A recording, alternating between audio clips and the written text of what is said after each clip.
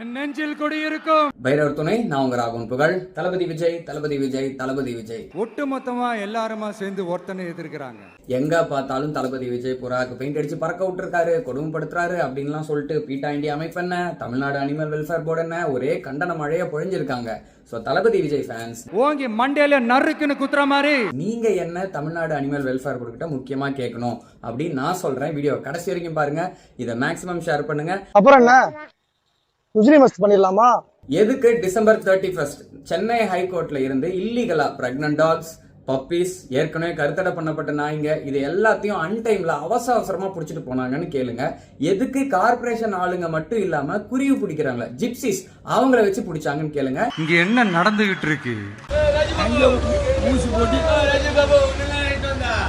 Bro யார் அமிச்சா உங்கள? யார் எட்டு? கமல் சாரா? எதுக்கு நீங்க இங்க வந்திருக்கீங்க சொல்லுங்க. தடுப்பூசியா? யாரு டாக்டர்? யாரு உங்களுக்கு?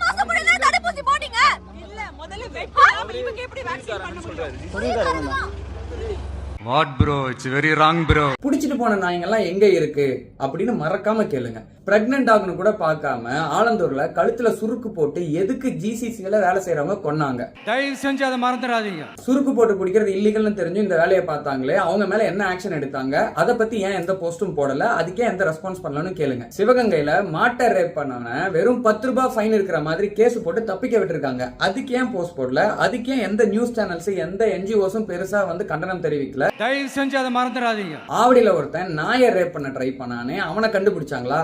அதுக்கு போஸ்ட் போட்டாங்களா?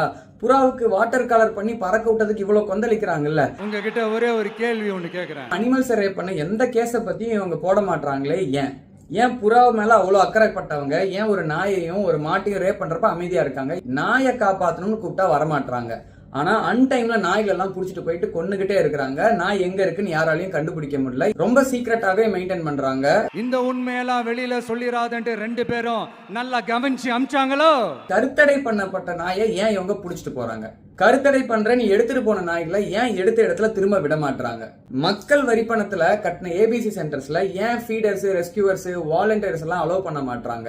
அப்படி உள்ள என்ன பண்றாங்க? வீட்டுல வளர்க்குற ஜாதி நாய்ங்க எல்லாத்துக்கும் கண்டிப்பா கருத்தடை பண்ணியே ஆகணுங்கிற சட்டம் ஏன் கொண்டு வர மாட்டாங்க? நாட்டு நாய்களை தத்தெடுத்து வளர்த்துனா வீட்டு உரிமையாளர்கள் கண்டிப்பா வீடு கொடுக்கணும் அப்படிங்கிற சட்டம் ஏன் இது வரைக்கும் போடல? அதை பத்தி ஏன் எந்த ஒரு நியூஸுமே போடல? ஜாதி நாய்களை ஏன் தடை பண்ண மாட்டாங்க? நாட்டு நாய்களுக்கு வீடு கிடைக்கிற வரைக்கும் ஜாதி நாய்களை வாங்கவோ விற்கவோ தடை அப்படின்னு சொல்லிட்டா தெருவுல நாயே இருக்காது. செலவே இல்லாம தெருநாய் பிரச்சனையை ஒழிக்கலாமே. இதை ஏன் பண்ண மாட்டாங்க? முதல்ல அதை செஞ்சுட்டு அப்புறமா இந்த விஜய பத்தி பேசுங்க பாஸ். சும்மா நசன்னு. இல்லீகல் பெட் மார்க்கெட்ஸை ஏன் பேன் பண்ண மாட்டாங்க? லைசன்ஸே இல்லாம இன்ஸ்டாகிராம்ல ஃபாரின் பிரீட் டாக்ஸை விற்கிறவங்க மேல ஏன் ஆக்ஷன் எடுக்க மாட்டாங்க?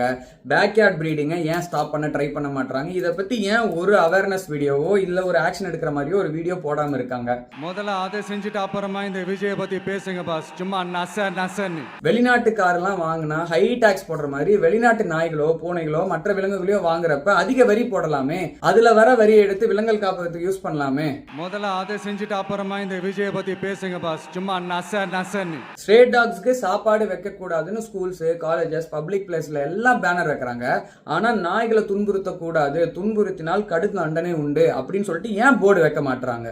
முதல்ல அதை செஞ்சுட்டு அப்புறமா இந்த விஜய பத்தி பேசுங்க பாஸ். சும்மா நசன்னு. சீக்கிரமா சென்னை, கோயம்புத்தூர்ல பெட் பார்க் ஓபன் பண்ண போறேன்னு சொல்லிட்டு இருக்காங்க. இது இப்ப அவசியமா? அந்த பணத்தை மக்களுக்கு உபயோகப்படுத்துற மாதிரி ஸ்கூல்ஸ், ஹாஸ்பிட்டல்ஸ், நல்ல ரோட்ஸ்க்கு யூஸ் பண்ணலாம்ல. இவ்வளவு கொடுமை பண்ணிட்டு இவ்வளவு பிரச்சனைகளை வச்சுக்கிட்டு ஒரு புறா மேல வாட்டர் கலர் பெயிண்ட் பண்ணது, இது பறக்க விட்டது, இது யாரும் கரெக்ட்னு சொல்லி நியாயப்படுத்தல. ஆனா அதை இவ்வளவு பெரிய பிரச்சனையா பண்றதுக்கு பதிலா நீங்க செய்ய வேண்டிய வேலையை ஏன் போக்கஸ் பண்ணாம இருக்கிறீங்கன்னு கேள்வி கேளுங்க மறக்காம. முதல்ல அதை செஞ்சுட்டு அப்புறமா இந்த விஜய பத்தி பேசுங்க பாஸ். சும்மா நசன்னு.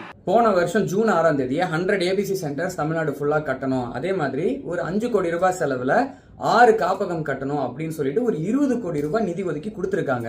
இது என்ன ஆச்சுன்னு மறக்காம கேளுங்க. இதுல நான் சொல்லியிருக்கிறது எல்லாமே எனக்கு அனுப்பி வச்சிருக்கிறதும் எனக்கு கிடைச்ச தகவல் வச்சும் சொல்லியிருக்கேன். சும்மா டர்ஹனா நான் சொன்னது உங்களுக்கு நியாயமா பட்டுச்சுன்னா என்னன்னு கமெண்ட் பண்ணுங்க. உங்க எல்லாரையும் கையெடுத்து கும்பிட்டு கேக்குறேன். மக்களுக்கு இந்த விஷயத்தை தெரியப்படுத்துங்க. மக்கள் தயவு செஞ்சு கேள்வி கேளுங்க. நான் இந்த வீடியோ போடுறதுனால நான் தளபதி ரசிகன் சொல்லிட்டு என் மேல வன்மத்தை கக்கிற எல்லாருக்கும் நான் ஒண்ணு சொல்லிக்கிறேன். நான் ஒரு முரட்டு ஏகே ரசிகன். மீண்டும் சந்திக்கும் வரை பிறப்புக்கும் எல்லா உயிருக்கும் வாழு வாழ விடு.